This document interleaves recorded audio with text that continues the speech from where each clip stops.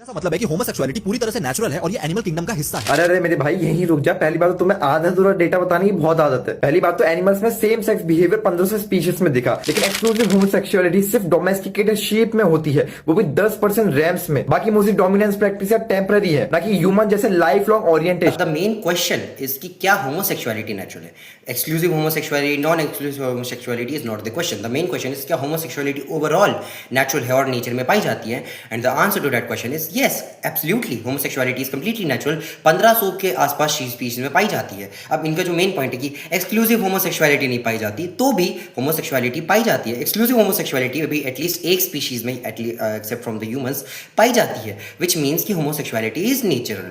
So that's not the point. Okay, और human में life time same sex attraction सिर्फ 15 से 10% लोगों में है, लेकिन एक्सक्लूसिव गे लेस्बियन आइडेंटिटी सिर्फ और सिर्फ 9 से 10% के अराउंड है। बात जो आप प्रॉब्लम उठा रहे हो कि ह्यूमंस में भी pretty रेयर है, वो है problem of rarity and identification, not the problem of existence. देखो, ह्यूमंस के अंदर और नेचर के अंदर कई सारी चीजें रेयर हो सकती है, बट इसका मतलब ये नहीं है कि वो चीज कंप्लीटली अननेचुरल या फिर इनह्यूमेन हो जाएगी। ह्यूमंस के अंदर जो लोग लेफ्ट हैंडेड है, यानी जिनका लेफ्ट हैंड डोमिनेंट होता है, वो लोग काफी रेयर है। ह्यूमंस के अंदर जीनियसेस काफी रेयर है। तो क्या इसका मतलब ये है कि इन लोगों का जीने का कोई अधिकार नहीं है, या फिर ये लोग ह्यूमंस नहीं है या नेचुरल नहीं है? बिल्कुल नहीं, ये लोग उतने ही ह्यूमन और उतने ही नेचुरल है जितने बाकी सब है। ओके, तो just because something is rare doesn't mean कि वो चीज नेचुरल नहीं है। ओके,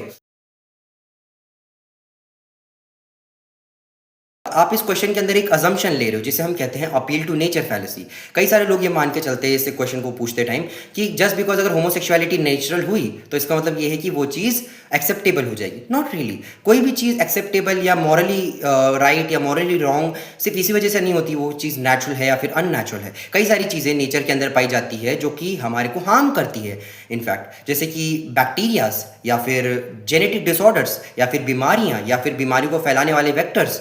कई सारी ऐसी चीज़ें जो हमारे लिए नुकसानदायक है नेचुरल होते हुए भी। वैसे ही कई सारी चीज़ें नॉन नेचुरल होते हुए भी हमारे लिए फ़ायदेमंद है, जैसे वैक्सीन्स या फिर एंटीबायोटिक्स या फिर मेडिसिन।